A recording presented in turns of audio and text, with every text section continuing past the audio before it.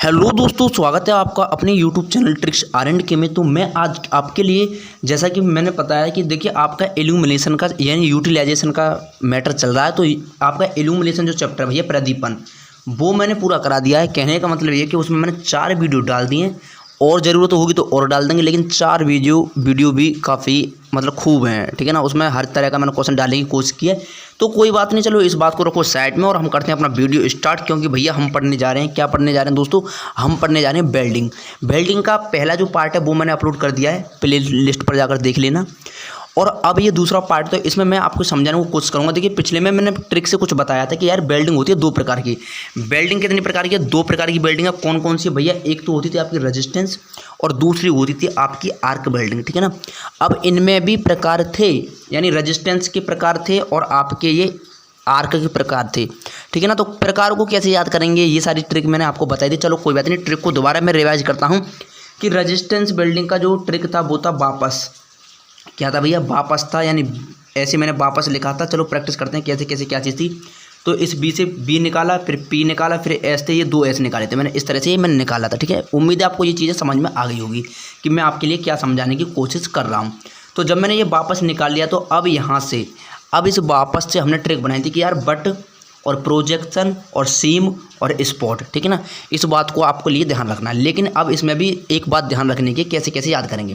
देखिए सबसे पहले जो आपका क्रम दिया हुआ है किताब में, किताब के अनुसार अगर मैं बताऊं किताब में क्रम कैसे दिया हुआ है, उस हिसाब से अगर मैं सोचूं तो ये है आपकी 1 नंबर पर, ये आपकी 2 नंबर पर, ये आपकी 3 नंबर पर और ये आपकी 4 नंबर पर। तो बिल्कुल हम किताब को सीक्वेंस से पढ़ेंगे, लेकिन ट्रिक आपको ऐसे ही ध्यान रखनी है कि भैया प्रतिरोध था और प्रतिरोध के आगे है वापस। तो पहले ऐसे बना लेंगे, फिर इस पर नंबरिंग कर लेंगे कि भैया 1 2 3 और 4, इस तरह से आप नंबरिंग कर लेंगे। तो इसमें ध्यान रखने की सबसे ज़्यादा जो इंपॉर्टेंट बात है वो ये बात है कि क्वेश्चन आएगा कि बट वेल्डिंग में कितने एम्पीयर की करंट उपयोग की जाती है, ठीक है ना। इस तरह से कुछ क्वेश्चन आ सकता है। तो वो सारी चीज़ें अब हम देखने वाले हैं, ठीक है ना। तो अगर यहीं पर आप सीक्वेंस में शॉर्ट नोट्स बना रहे हो तो लिख सकते हो यहाँ पर यार 50 से 100 एम्पियर और यहाँ पर करीब 5000 एम्पियर, ठीक है ना। किसमें भैया? इसमें, किसमें? इस वाले में, स्पॉट वाले में, ठीक है। कौन से में? स्पॉट वाले में, ठीक है। तो इन सब बातों को आप हटाते हैं। तो ये वाला जो चित्र आप देख पा रहे हो, ये वाला पूरा जो चित्र दिया हुआ है आपके सामने, ये है बट वेल्डिंग।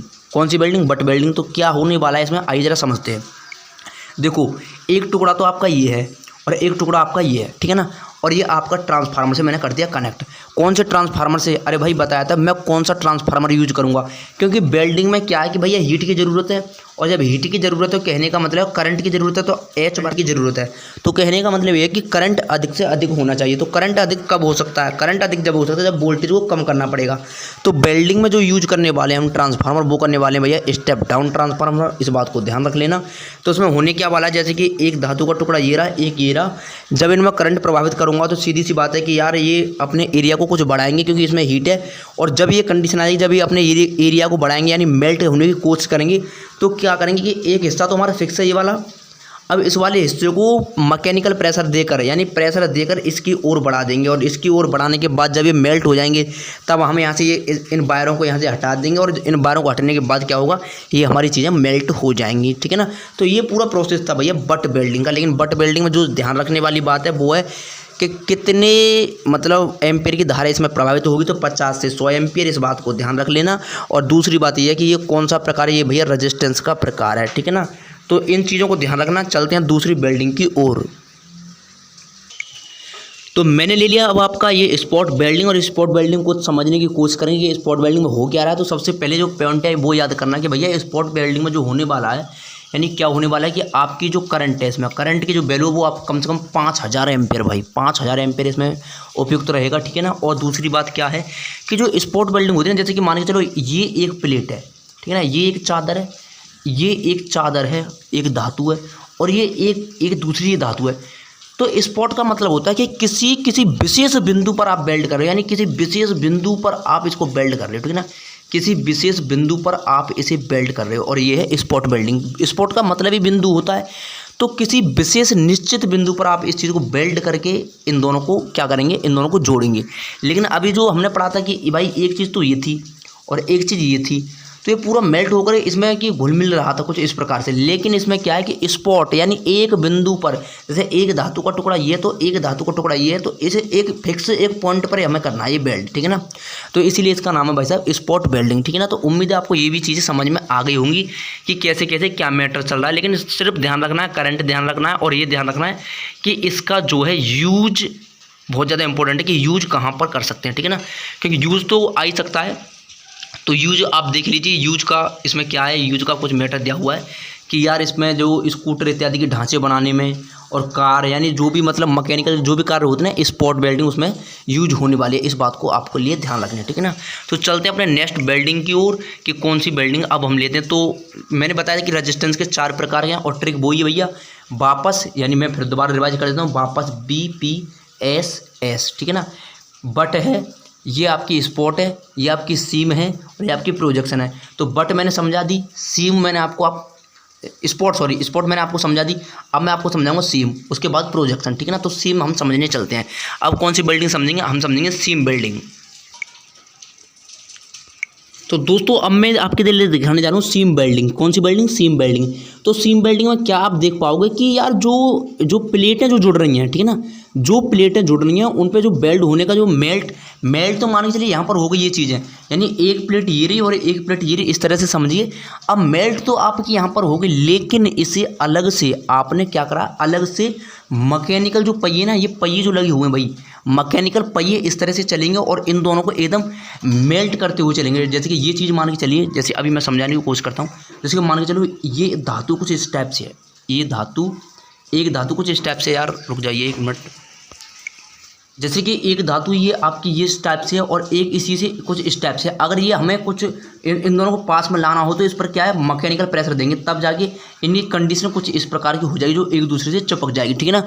तो पहिए इसमें लगे होते हैं जो कि इलेक्ट्रिकल के लिए होते हैं, ठीक है ना। इसमें पहिए लगे होते हैं जो कि इसके लिए क्या करते हैं, इन दोनों प्लेटों को यार ये बिल्कुल कनेक्ट करा के रहते हैं, ये एक दूसरे को कनेक्ट करा के रहते हैं कि ताकि ये बेल्ट जो हुआ है, ये मेल्ट जो चीज़ हुई है वो आपस में एक दूसरे से भिड़ सके, ठीक है ना। तो उम्मीद है आपको ये समझ में आ गया होगा। चलो कोई बात नहीं, ये तो आपका मतलब थोड़ा प्रोसेस है, लेकिन इसका अगर इलेक्ट्रिकली हम सर्किट देखें, C1 वेल्डिंग का अगर इलेक्ट्रिकली सर्किट देखें तो ये जो चीज़ मैं आपके लिए बता रहा था कि जैसे कि मान के चलो ये आपकी प्लेटें हैं, ठीक है ना, और ये आपके इलेक्ट्रोड हैं। अब ये प्लेटों पर इलेक्ट्रोड तो लग गई, ठीक है ना, लेकिन इन्हें दबाने के लिए हमने 2 पहियों का यूज किया है, ठीक है ना। कुछ इस टाइप का आपका ये स्ट्रक्चर था, ठीक है ना। तो क्वेश्चन में आ जाए कि भैया पहिए वाली जो मतलब व्यवस्था है, जो मैकेनिकल जो आप प्रेशर लगा रहे हो वो कौन सी बिल्डिंग में, तो उसका आंसर है भैया C1 बिल्डिंग, ठीक है ना। इस बात को ध्यान रखना। और इसका यूज़ तो आपसे 100% पूछा ही जाएगा कि यार इसका यूज कहाँ पर आप करने वाले हो।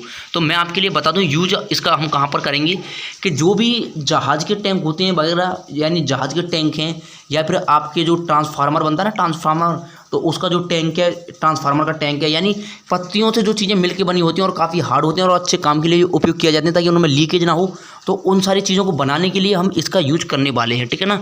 तो चलते हैं अपने अंतिम बिल्डिंग की ओर, यानी कहने का मतलब प्रोजेक्शन बिल्डिंग को। आइए समझते हैं प्रोजेक्शन बिल्डिंग आखिर होती क्या है और उसका यूज कहाँ पर है। तो दोस्तों आपके सामने मैंने ले लिया ये प्रोजेक्शन वेल्डिंग। आप इसे समझते हैं कि आखिर यार प्रोजेक्शन का मतलब क्या कह रहा है। प्रोजेक्शन का मतलब मैं आपके लिए बता दूं हिंदी में, उभार वेल्डिंग। उभार का मतलब समझते हो। उभार का मतलब है जैसे कि मान के चलो कि ये एक प्लेट है, ठीक है ना। अब इस प्लेट पर मुझे एक और प्लेट है ये, अब ये दोनों प्लेटें मुझे आपस में वेल्ड करनी है, ठीक है ना। ये दोनों प्लेटें मुझे आपस में वेल्ड करनी है। तो उभार वेल्डिंग ये कहते हैं कि भैया ऐसा करो कि ये जो प्लेट है ना, इसकी स्थिति आपको कुछ इस प्रकार की कर देनी है, इस प्रकार की, कुछ इस प्रकार की, कुछ इस प्रकार की, ऐसे करके, ठीक है। कैसे करके, कुछ इस प्रकार से। यानी कि इस वाली प्लेट में क्या कर दो आप, इस वाली प्लेट में आप क्या कर दो, जैसे कि ये वाली प्लेट थी ना, ये कुछ इस प्रकार से, कुछ इस प्रकार से, कुछ इस प्रकार से, कुछ इस प्रकार से, ठीक है ना। ये होगी एक प्लेट। दूसरी प्लेट आपकी ये रही, दूसरी प्लेट आपकी ये रही, ठीक है ना। तो क्या देखा हमने कि यार किसी एक प्लेट पर हमने क्या है, उभार दे दिए, यानी उभार का मतलब प्रोजेक्शन दे दिए कि एक उभार ये रहा, दूसरा उभार ये रहा और तीसरा उभार ये रहा। अब क्या होगा, जब इसमें हम करंट को प्रभावित करेंगे, ठीक है ना, तो ये जो उभार है ना, ये इसको मेल्ट करेगा, ये चीज़ इसे चिपकाएगी, ये उभार इस चीज़ को चिपकाएंगे, ठीक है ना। इस बात को ध्यान रखें। लेकिन इसमें एक बात ध्यान रखने की होती है कि यार जो हम ये उभार दे रहे हैं, ठीक है ना, ये जो हम उभार दे रहे हैं, ये एक धातु में उभार है, ये मैंने यहाँ पर ले ली दूसरी धातु, ठीक है ना, यहाँ पर मैंने ये दूसरी ले ली। तो हमेशा उभार उस चीज़ में देंगे जिसकी चालकता उच्च होगी, क्योंकि यार ये चीज़ें मेल्ट होने की ज़रूरत है। ये चीज़ें मेल्ट हो जाएंगी तो ये हमारी जो दोनों प्लेटें ही जुड़ सकती हैं। तो मैटर ये करता है कि यार ये चीज़ें मेल्ट होनी चाहिए, यानी ये पिघलना चाहिए। ये जो प्रोजेक्शन मैंने दिया है ये पिघलना चाहिए। तो कहने का मतलब है कि इसमें करंट ज़्यादा आना चाहिए। तो करंट ज़्यादा आने के लिए मुझे क्या है, चालकता उच्च चाहिए। तो भाई साहब चालकता आप उसी धातु की, यानी प्रोजेक्शन आप उसी धातु में देंगे, यानी इस वाली धातु में आपके लिए प्रोजेक्शन देना है। ये मान के चल रहे हो कि इसकी जो कंडक्टिविटी हाई है, हाई कंडक्टिविटी वाली धातु में ही हम प्रोजेक्शन देंगे, जिससे क्या होगा कि करंट अधिक प्रभावित होगी और ये इनका जो प्रोजेक्शन है ये मेल्ट होगा और दोनों प्लेटें आपस में चिपक जाएंगी, ठीक है ना। तो आज की वीडियो में हमने देखा कि रेजिस्टेंस वेल्डिंग कितने प्रकार की होती है और उसका क्या क्या यूज है और कैसे कैसे, यानी चित्र के द्वारा हम पूरी चीज़ों को समझें। और नेक्स्ट वीडियो में मैं आपके लिए बताऊँगा कि आर्क वेल्डिंग का क्या प्रकार है और कैसे कैसे कहाँ पर यूज है और उसमें क्या चीज़ें याद रखने की होती हैं, ठीक है ना। तो दोस्तों इस वीडियो में इतना ही। अगर वीडियो पसंद आई तो लाइक कर दो यार, और मिलता हूँ मैं आपसे नेक्स्ट वीडियो में।